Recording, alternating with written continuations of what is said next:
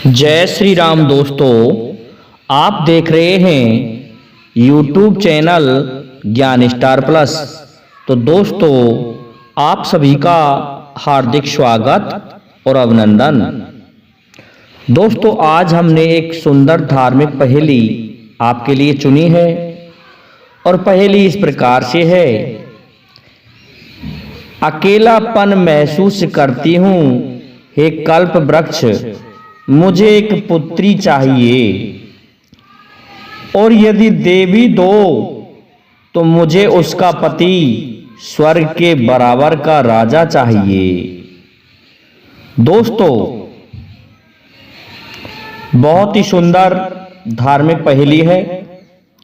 जब तक मैं इस पहेली का उत्तर खोजता हूं, तब तक आप सभी से मेरा एक ही निवेदन रहता है कि जिन भाइयों ने अभी तक हमारे चैनल को सब्सक्राइब नहीं किया है, तो वे हमारे चैनल को सब्सक्राइब अवश्य कर दें।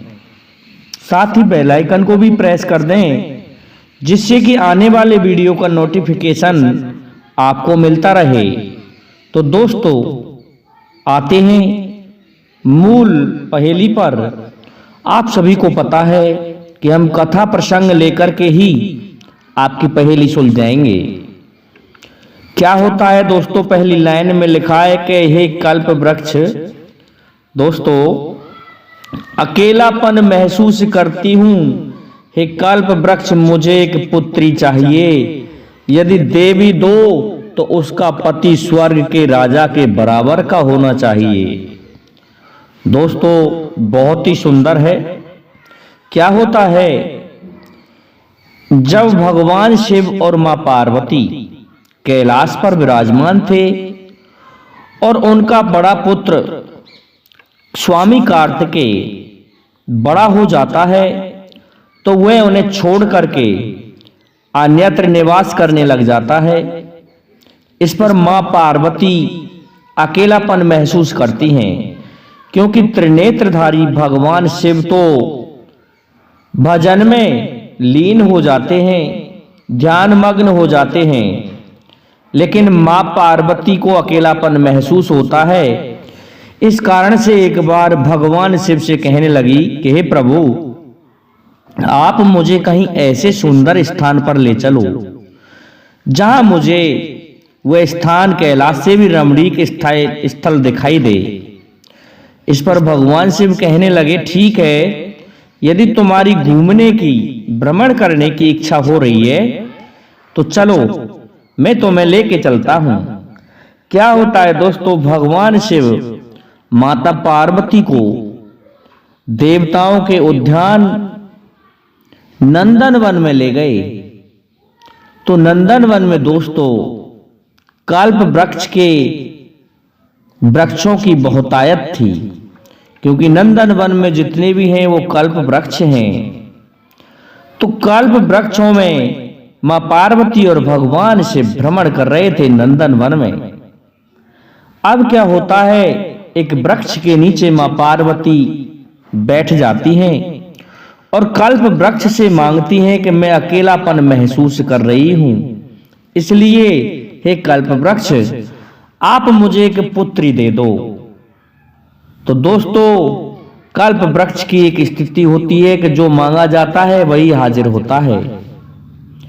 इधर दूसरी बात यह कही थी कि यदि आप मुझे पुत्री देवी दो तो स्वर्ग का राजा इंद्र है, उसके बराबर का उसका पति होना चाहिए।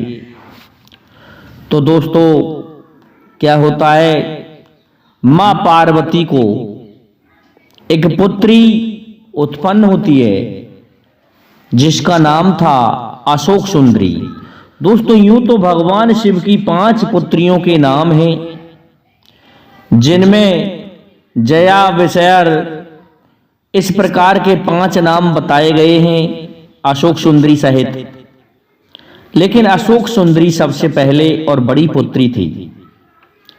अब क्या होता है, अशोक सुंदरी के लिए किस प्रकार से स्वर्ग के बराबर का कोई राजा का पुत्र हो, ऐसा राजा जिससे विवाह हो सके।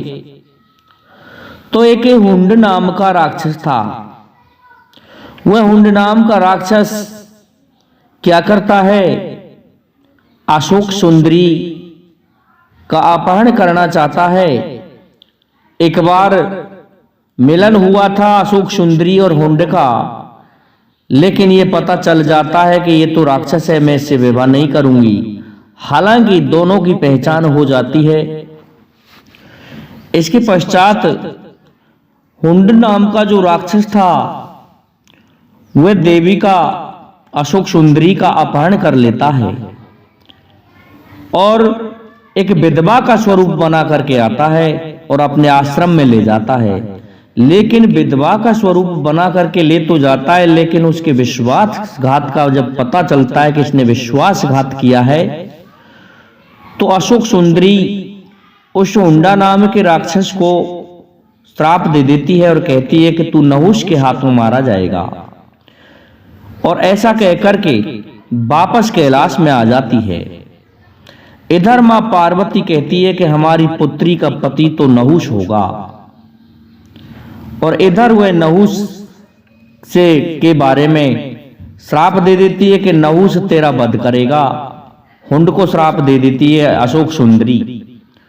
अब क्या होता है दोस्तों, जब नहुष के बारे में पता चलता है हुंड को, तो उस बालक स्वरूप नहुष राजा को उठा ले जाता है वह राक्षस वध करने के लिए। लेकिन होता क्या है, उस हुंड की ही एक दासी किसी भी प्रकार से राजा नहुष को बचा लेती है और बचाने के पश्चात उसका लालन पालन करती है। इस प्रकार से पुनः जाता है और कहता है कि मैंने राजा नहुष जो शिशु था उसको मार दिया है, इसलिए अब तू किससे विवाह करेगी, तू मुझसे ही विवाह कर ले। लेकिन दोस्तों थोड़े दिन पश्चात जब वह बड़ा हो जाता है और अशोक सुंदरी को पता चलता है कि नहुष अभी जीवित है, तो राजा नहुष तपस्या करता है कि उसके लिए आकाशवाणी होती है और पता चलता है कि तू ही उस राक्षस हुंड का अंत करेगा। तो बड़ा होकर के राक्षस हुंड को राजा नहुष मार देता है और भगवान शिव की आज्ञा के अनुसार स्वर्गाधिपति बन जाता है। क्योंकि उस समय स्वर्ग पर एक ब्रह्म हत्या लग गई थी देवराज इंद्र को, इस कारण से स्वर्ग खाली पड़ा था। तो राजा नहुष को राजा बना दिया जाता है और अशोक सुंदरी जो कि भगवान शिव की पुत्री थी, भगवान शिव की पुत्री अशोक सुंदरी का विवाह नहुष के साथ हो जाता है। तो दोस्तों ये कथा हमने प्रमाणिक ली है, ये आपको शिव पुराण में मिल जाएगा, जहां पर भगवान शिव की 5 पुत्रियों का जन्म का वर्णन किया गया है। तो दोस्तों मैं समझता हूं आपको इस पहेली का उत्तर समझ में आ गया होगा, इसलिए अब आप सभी से मेरा निवेदन है कि आप हमारे इस वीडियो को लाइक, शेयर और सब्सक्राइब करें, साथ ही बेल आइकन को भी प्रेस कर दें, जिससे कि आने वाले वीडियो का नोटिफिकेशन आपको मिलता रहे।